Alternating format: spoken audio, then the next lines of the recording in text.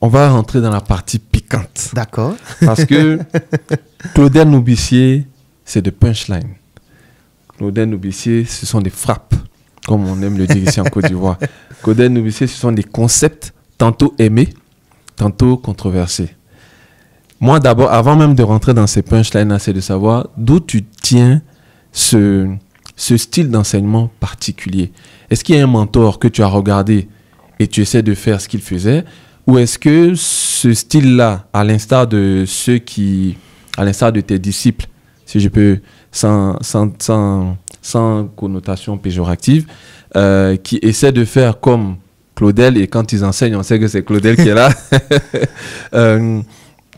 Ou est-ce que comment tu trouves ce style particulier d'enseignement? Je ne sais pas si tu comprends ce que je veux dire par particulier. Oui. Parce que ton style, il est particulier. Moi, déjà, ton accent me passionne. Tes frappes me passionnent. Ton analyse, le gars là. Tu lui poses une question.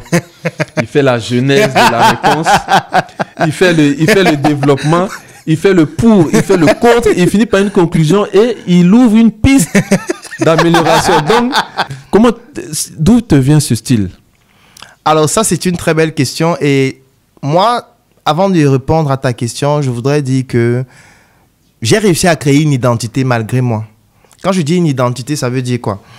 Au Cameroun, dernièrement, il y a un jeune que je n'ai jamais rencontré, en tout cas physiquement. Je n'avais même jamais écouté ses vidéos avant, qui produit donc des vidéos sur Internet qui sont parfois controversées, qui entraînent des débats. Et je me rendais compte que chaque fois que les gens publiaient ces vidéos, les gens me taguaient dessus.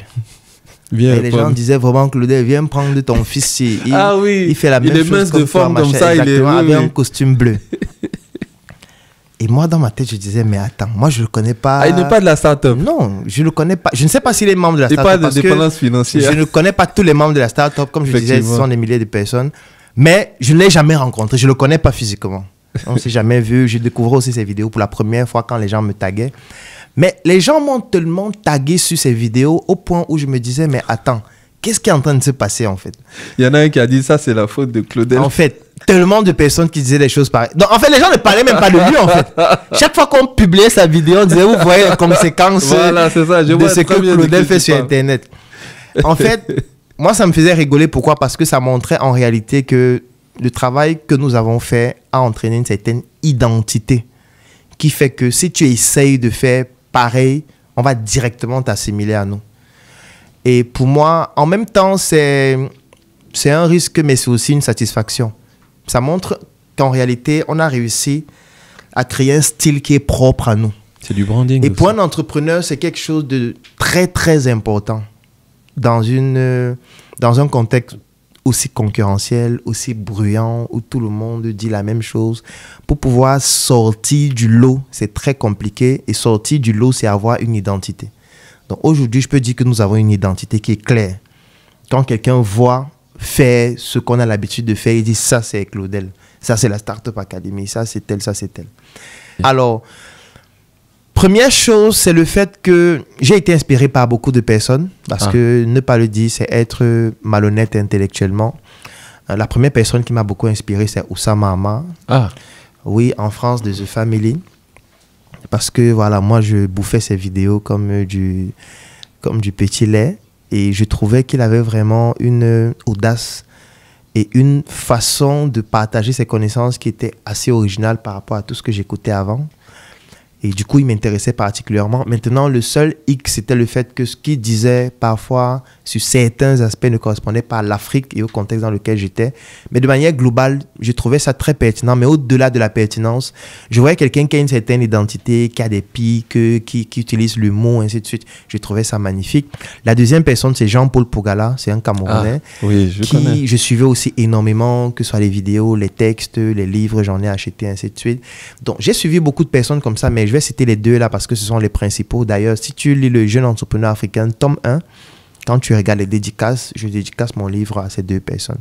Donc voilà les personnes que j'ai suivies. Mais maintenant, le problème que je trouvais déjà chez Oussama Hamma, c'était le fait que le contexte ne correspondait pas exactement à l'Afrique, malgré la pertinence et l'identité qu'il avait. Jean-Paul Pougala, le contexte était exactement celui de l'Afrique, il y avait la pertinence, il y avait tout ce qu'il y avait en termes d'expérience, de maturité, mais la cible qui était touchée était trop élevée parce que ces programmes étaient à des coûts qui correspondent uniquement à une certaine cible. Oui. Et moi, je me disais, je ne peux pas le faire parce que cette cible ne m'est pas accessible. Moi, je suis un étudiant. Je viens de sortir de la fac de médecine. Si je parle, pour être crédible, il faut que je parle à quelqu'un, soit qui est comme moi ou qui est inférieur à moi. Bon, inférieur, ce n'est pas péjoratif. Il faut dire peut-être, j'ai atteint un certain niveau que cette personne n'a pas encore atteint. Donc, je ne pouvais pas toucher sa cible à lui. Malgré le fait que je trouvais très pertinent ce qu'il disait. Je ne pouvais pas toucher la cible de Oussama Hamar parce que moi, je ne vis pas en Europe, je ne vis pas en Occident. Donc, du coup, il fallait que je crée une sorte de combinaison des deux pour toucher une cible qui est en dessous, qui peut aussi avoir besoin de ce type de connaissances, mais qui n'a pas forcément accès à ça parce que peut-être personne ne s'intéresse à cette cible-là en estimant qu'ils n'ont pas d'argent. Vraiment, ça ne sert à rien de se casser la tête avec des jeunes qui n'ont rien pour payer et tout ça, alors qu'il y a d'autres qui sont prêts à donner des millions. Donc moi, je me suis dit, moi, je m'intéresse à la cible abandonnée. C'est ça. Je m'intéresse aux sans-abri entrepreneuriaux qui veulent aussi entreprendre, qui sont au chômage, qui ne savent pas quoi faire, qui veulent aussi avoir un modèle, mais les modèles qu'ils ont sont inaccessibles. Ça veut dire soit par le coût, soit par la distance, soit par le détachement et tout le reste. Je me suis donc dit, OK, je vais être dans celui-là qui est proche d'eux et qui leur apporte ces connaissances-là en utilisant un style qui va percuter chez eux. Parce que je ne veux pas être un enseignant qui est au tableau, qui dit définition, c'est quoi la vente, c'est quoi, non. Je ne suis pas un enseignant. D'abord, je ne suis pas enseignant de formation. Je ne veux pas répéter la même chose qu'ils apprennent à l'école parce que de toutes les manières, il y a des personnes déjà plus qualifiées que moi qui le font. Donc, je veux leur apporter mon savoir-faire au travers de mon expérience, mais avec un style décalé pour avoir ma propre identité, pour ne pas être la copie des autres. Donc, je voulais être la copie de personne. Donc, c'est comme ça que je commence à travailler sur mon style. Et l'avantage donc que j'avais, c'était le fait d'avoir fait la musique. Oui. Oui, parce que j'ai fait la musique pendant plus de 10 ans. Tu es toujours dedans, je crois. Oui, bien sûr, mais plus comme avant. Parce qu'avant, je faisais la musique chaque jour. D'accord. J'étais dans les studios, j'écrivais chaque jour, ainsi de suite. Maintenant, bon, je fais un peu par passion. Quand j'ai de l'inspiration, je vais au studio, je peux faire une vidéo, je peux faire un EP. Mais avant, c'était vraiment à fond. Je faisais les concerts et tout. Ah. Donc, oui. Et ce qui fait en sorte que j'avais donc déjà cette habitude d'écrire, de réaliser des vidéos, de faire des pics. Parce que la musique que je faisais, c'était le rap. C'est le rap. Le rap, ce sont des punchlines. Le rap, c'est l'intrigue. Le rap, c'est montrer que c'est toi le meilleur, les autres sont des idiots, ainsi de suite. Donc, j'ai grandi avec ça depuis 10 ans. En plus du fait que j'ai grandi dans un quartier qui s'appelle Komkana, c'est l'un des quartiers les plus défavorisés de la capitale du Cameroun. Et j'ai donc grandi avec des bandits, avec des gens qui agressent chaque jour, avec des gens dont le gagne-pain, c'est poignarder les gens et tout ça. Donc, du coup, quand tu as grandi dans ce contexte-là, quand tu as fait du rap, quand tu as fait tout ça, forcément, en toi, il y a un peu de pique. Tu vois, même à l'école, j'étais toujours celui qui aimait faire des piques, celui qui va toujours intriguer, celui qui va toujours dire quelque chose qui va faire rire, ainsi de suite. Donc, j'ai donc décidé d'utiliser tout ça qui fait partie de mon identité pour pouvoir l'insérer dans ma manière de partager mes connaissances. Et du coup, ça a créé un boom, ça a créé quelque chose de suffisamment particulier. Et surtout, quand j'analysais tous les contenus qui sont en ligne, les personnes les plus suivies, je me rendais compte que ces personnes avaient toujours un style décalé. Tu vois, ça veut dire que, bon, certains se déshabillaient, d'autres dansaient. C'est décalé parce que la plupart des gens ne se déshabillent pas. C'est ça. Du coup, je me disais, il faut que je trouve un moyen de captiver les gens dans un environnement aussi bruyant et aussi difficile pour pouvoir captiver l'attention des gens. Parce que quand tu es sur Internet, mais attends, il y a tellement de distractions au point où toi qui viens parler d'entrepreneuriat, d'économie, de business et tout ça, pour que les gens suivent ce que tu fais, mais attends, c'est incroyable. Il faut une ingéniosité pas possible. C'est pour ça, par exemple, que je décide d'insérer dans mes stratégies des récits, des histoires, je veux dire, je crée des formes de représentation de ce que je veux expliquer pour que ce soit facilement accessible. Malheureusement, des personnes qui ont un niveau culturel faible vont te dire que non, c'est le mensonge, c'est ceci. Non, le mensonge, ce n'est pas le fait de raconter une histoire pour mieux illustrer une leçon. Parce que ça, c'est la culture africaine. Quand tu vas au village, tu rencontres une grand-mère. Le soir, qu'elle allume le feu de bois, elle vous raconte des histoires. Ces histoires ont pour but de vous transmettre des leçons. Soit parfois pour vous éviter de sortir la nuit. Elle va vous raconter une histoire selon laquelle, quand tu sors à 19, il y avait une fille de 15 ans qui s'appelait Aminata. Elle était venue ici au village et elle sortait tous les soirs à 19h. Et puis un jour, elle a rencontré un totem qu'il a mangé, qu'il a avalé. Voici là où elle est enterrée. En fait, l'histoire qu'elle est en train de raconter, c'est pour vous dire quoi? C'est pour vous dire qu'on ne sort pas la nuit. On ne sort pas la nuit. Tu vois, parce que si tu sors la nuit, le totem, tu vois, ce n'est pas la véracité de l'histoire qui est importante, non. Non, non, non. Elle raconte l'histoire dans le but de transmettre une leçon. C'est ce que moi j'applique. Mais chez nous, quand tu le fais, certaines personnes disent « Ah, dis donc, celui-là, il raconte des histoires, c'est du mensonge. » Je vois très bien de La quoi tu preuve, en français, quand on dit que tu racontes des histoires, ça veut dire quoi? Ça veut dire que tu mens. C'est ça. C'est qui est une bêtise, c'est qui ne correspond pas à notre culture. C'est pour ça que je dis souvent qu'il faut qu'on apprenne nos cultures. Parce que nos cultures ont des codes et des schémas qui ne sont pas les mêmes que la culture des autres. Dans notre culture africaine, l'histoire, les récits, c'est le meilleur moyen d'éduquer un enfant. C'est le meilleur moyen de transmettre une information. C'est basé sur les histoires. Par contre, quand tu vas dans la culture française, quand on dit que tu racontes des histoires, ça veut dire que tu mens. Tu vois? Donc du coup, les gens ont peur de raconter des histoires pour être plus percutants parce qu'ils ont peur qu'on les qualifie de menteurs. Non, moi ce que je fais, c'est pédagogique. Même quand je choque, c'est pédagogique parce que c'est une technique marketing.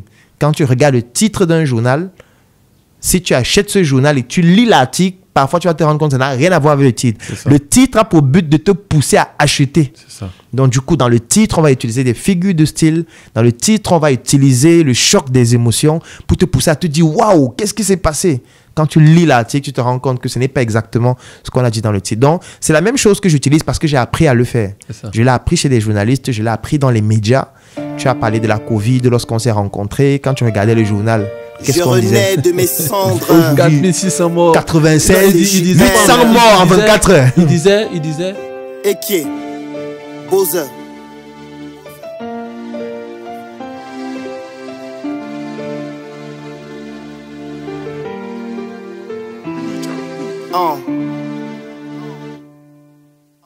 Viens par ici, car je gratte un nouveau texte que je dédie à mes sœurs et à mes rêves. Trop d'années que je subis cette souffrance, je vis mon deuil. Trop d'amis qui me méprisent à mes obsèques, je me sens seul. Je marche seul dans le noir, je me regarde dans un miroir. Un flashback dans ma mémoire, je me retrouve en train de boire. Je me dirige dans ce couloir, il y a trop de mecs qui veulent m'avoir et trop de fans qui souhaitent ma gloire. Contradictoire est cette histoire, encore tragique est celle qui suit. Je vais me coucher dans mon lit, la tête qui tourne comme un ovni. Et tout à coup j'entends des cris, des gens qui pleurent, qui s'enfuient. Il y a des pompiers qui s'agitent, je comprends rien, c'est surpris à cette sirène que je suis. Elle me contourne l'esprit, m'empêche de suivre ce que je vis, m'empêche de voir ce qu'on me dit, cette véritable tragédie. Je comprends rien, qu'est-ce qui se passe, s'il vous plaît, écoutez-moi. J'apprécie pas ce genre de blague, oui ça va, expliquez-moi. Personne ne parle, tout est si calme, je sens les flammes qui me foudroient. Tout au profond de mon âme, une petite voix qui me dit toi, qui passe tout ton temps à me négliger, toi, qui passe toute ta vie sans me prier, toi, qui te retrouve là face au destin, toi qui face à la mort. Fais-moi le malin, je te donne une dernière chance de pouvoir te racheter, de te sortir de ces flammes que j'ai moi-même concoctées. Apparemment il y a des flammes dans mon appart et c'est sérieux. Je me rends compte de ce drame, il est trop tard mais oh mon Dieu, protège-moi car je plane. Les pyromanes ont mis du feu sur ma vie et sur mes rêves et je me sens si malheureux.